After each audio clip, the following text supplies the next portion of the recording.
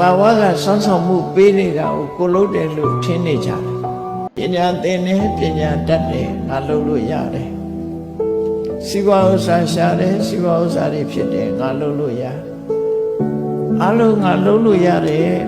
ငါအလိုတိုင်းပဲအကုန်ဖြစ်တယ်လို့စိတ်ထဲမှာထင်တယ်စဉ်းစားကြည့်နောက်ဆုံးမှာကိုယ်ခန္ဓာကိုယ်ကြီးဟာလေဖြတ်သွားရင်ငါလုပ်လို့မရဘူးဆိုတာအဲ့ကြတော့မှတွေးပြန်အကြောင်းအကျိုးမညီညွတ်လို့တစ်ခုဖြစ်သွားရင်ငါလုပ်တိုင်းမရဘူးဆိုတာသဘောပေါက်လားအေးငါလုပ်လို့ရတယ်လို့ထင်နေတာအတ္တတကယ်ကတော့သဘာဝတရားတွေအကြောင်းအကျိုး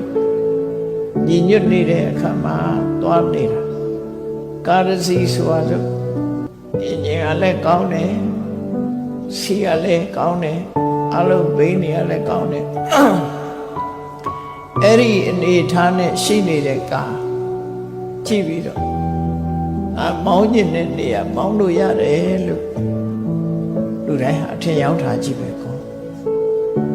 သို့တော့အဲ့ဒီထဲကကရိယာတွေတစ်ခုချိုးယွင်းလာပြီဆိုရင်ကိုသွားကျင်တဲ့နေရာသွားလို့မရတော့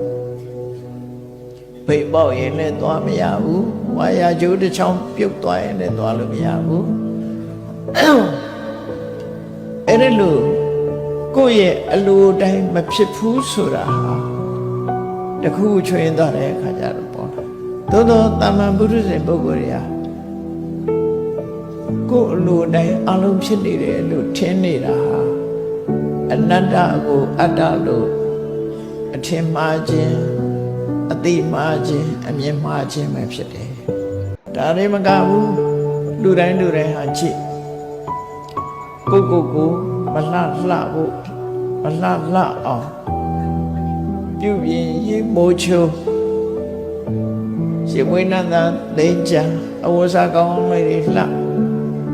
မန္လေးတကြီးကြီးနဲ့ကိုလှတယ်လို့ပဲထင်ကိုလှတယ်လို့ထင်သို့တော့တည်တည်ချာချာလေးနဲ့စဉ်းစားကြည့်ကိုတောင်မတရီစရာကောင်းတယ်ရှင်မိုးမချိုးဘဲနဲ့နေကြည့်ရှင်မိုးချိုးထားပြီးတောင်းမှပဲခန္ဓာကိုယ်ကြီးတွေကထွက်တဲ့အရာတွေကိုကြည့်ပါးစပ်ကထွက်တာပဲဖြစ်ဖြစ်မျက်စိကထွက်တာပဲဖြစ်ဖြစ်နှာခေါင်းကထွက်တဲ့အရာပဲဖြစ်ဖြစ်နားတွေကထွက်တာပဲဖြစ်ဘယ်အရာများမွေးကြိုင်တာရှိတော့နောက်ဆုံးတွိုင်းလက်ထဲသွားရတဲ့အရာတွေဆိုရင်လူတွေဟာလေခန္ဓာကိုယ်တွေကထွက်လာတာတွေကြည့်လိုက်မယ်ဆိုရင်သိမ်းထားစရာတခုမှမရှိဘူးအဲ့ဒါတွေကိုတန်ဆင်းနေလှပါတယ်လို့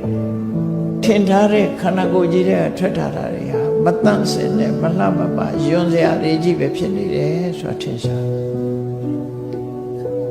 ခန္ဓာကိုယ်ကြီးကိုအကြောင်းပြုပြီးတော့မိသားစုတကယ်ချင်းအပေါင်းတစုစားကောင်းတောက်ဖွယ်တွေကိုဝိုင်းပြီးတော့စားတဲ့အခါမှာတပျော်တစ်ပါးစားကြတယ်ခန္ဓာကိုယ်ရဲ့ရောက်သွားပြီဗိုက်ထဲရောက်သွားပြီနောက်ဆုံးမှာအစာဟောင်းဘဝရောက်သွားပြီဆိုတဲ့အခါကျတကယ်ချင်းအပေါင်းတစုစုပြီးတော့များစွန့်တာတွေ့ကြလားအဲ့ဒီကြတော့မလုပ်တယ်တွိုင်းလက်ထဲဝင်ချက်ထိုးပြီးတော့တယောက်ထဲနှာခေါင်းပိတ်ပြီးတော့စွန့်အဲ့ဒါပဲလာတော့ဆိုခန္ဓာကိုယ်ရဲ့လာတာပဲဒါတွေအဲ့ဒီသဘောတွေကိုဆင်ခြင်စဉ်းစားကြည့်လိုက်မယ်ဆိုရင်ခန္ဓာကိုယ်ဆိုတာယွန်းစရာကောင်းတဲ့မတင့်တယ်တဲ့အတုပတာဖြစ်တယ်သို့သောကိုယ်ကနေစဉ်ဘဝမှာမတင့်တယ်တဲ့ခန္ဓာကိုယ်ကြီးကိုတင့်တယ်တယ်လို့စိတ်ထဲမှာထင်နေခြင်းဟာမာယွင်းခြင်းပဲဖြစ်တယ်အမှန်မှားတယ်အတိမှားတယ်အယူမှားတယ်တကယ်အစ်စ်မှမဟုတ်တာလွဲချော်နေတယ်အဲ့တော့ဘုန်းကြီးတို့တွေမမြဲတာကိုမြဲတယ်လို့ထင်နေခြင်းဟာအမှန်မှားခြင်းအတိမှားခြင်းအယူမှားခြင်းပဲဖြစ်တယ်ဆင်းရဲတာကြီးကိုဒုက္ခလို့ထင်နေလို့ရှိရင်အမြင်မှားခြင်းအတိမှားခြင်းအယူမှားခြင်းပဲဖြစ်တယ်အမှန်မှားခြင်းအတိမှားခြင်းအယူမှားခြင်းပဲဖြစ်တယ်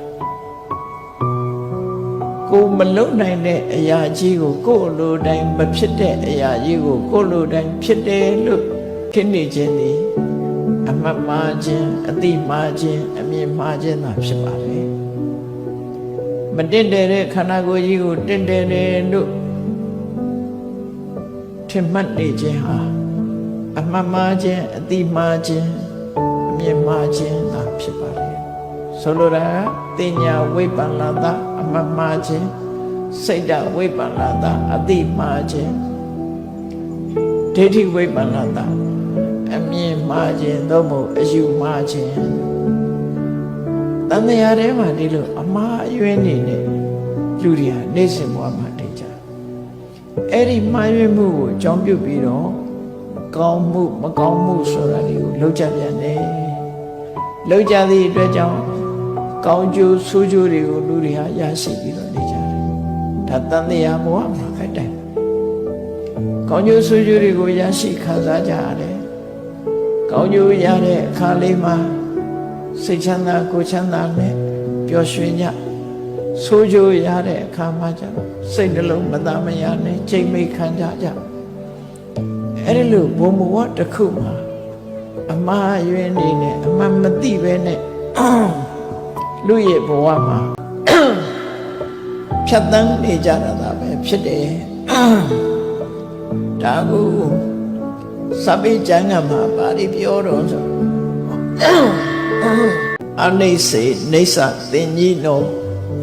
ဒုက္ခေသဒုက္ခသင်္ညိနောမမြဲတဲ့ခန္ဓာ၅ပါးကိုမြဲတယ်လို့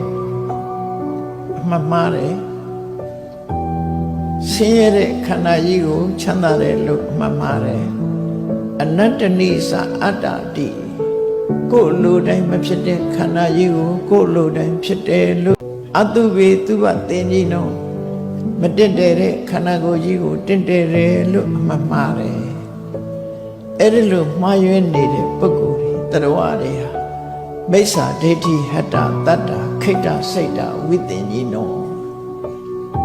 ယူနှံခြင်းတစ်မျိုးပဲမမှန်ကန်တဲ့အတွေးတွေကိုအကြောင်းပြုပြီးတော့စိတ်ယူပေါက်နေခြင်းသာဖြစ်တယ်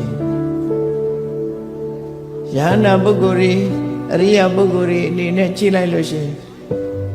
ပုထုဇဉ်တွေဟာယူနှံနေတဲ့ပုဂ္ဂိုလ်တွေပုထုဇဏောဩမတကောလို့ဒါကြောင့်ပြောတာ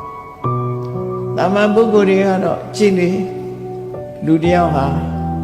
အဝတ်ကလည်းစိုးစိုးပြက်ပြက်အမိုက်ပုံထဲမှာဟိုဟာရဲရှာတာရဲရှာဆိုတဲ့အယူတယောက်ကိုမြင်ရင်ဒီလူကြီးဟာယူနေတာပဲလို့ပြောကြမှာပဲနော်ကိုယ်လည်းအဲ့ဒီပုံစံဖြစ်နေအရိယာသူတော်စင်တွေကကြည့်မယ်ဆိုရင်အမိုက်ပုံကြီးထဲမှာရဲရှာနေတာနဲ့တူနေတယ်ကာမဂုဏ်အာယုန်ဒီပေါ်မှာတမက်တမောနဲ့မခွဲနိုင်မခွာနိုင်ဆွဲလန်းနေခြင်းဟာစိတ်ဓာတ်ယူသွတ်နေခြင်းပဲဖြစ်တယ်ဒါကိုအမှားအယွင်းကိုကအကောင်းထင်တယ်တကယ်အကောင်းမဟုတ်အဲ့ဒီလိုဘဝတစ်ခုရနေအဲ့ဒီလိုရနေဘာဖြစ်လဲဒီယောဂယုတ်တာမာရတအာယောဂခေမီနောစနာကိလေသာတွေရဲ့နောက်ဖွဲ့ထားမှုခံရတဲ့ပုဂ္ဂိုလ်တွေဟာဘယ်တော့မှငြိမ်းချမ်းမှုဆိုတာရှိမှာမဟုတ်ဘူးတဲ့ရှင်ထဲကပူလောင်မှုတွေနဲ့တတ္တခိသန္တိတန္တာရံဇာတိမရဏဂာမိနောဝေဖွာလိုက်တည်ဆုံးလိုက်ဝေဖွာလိုက်တည်ဆုံးလိုက်ဆိုရင်တန်တရားထဲမှာခွန်ကြီးတွေဟာလူဖြစ်လာပြီမကြခင်တည်သွားကြပြန်နောက်တစ်ခါပြန်မွေးပြန်နောက်တစ်ခါတည်သွားပြန်နဲ့အဲ့လိုတရားဝါရီရဲ့ထုံတန်းစင်လာတိုင်းတန်တရားကြီးတွေကထွက်ပေါက်မရအောင်တဝဲလည်နေဖြစ်နေကြတာဖြစ်တယ်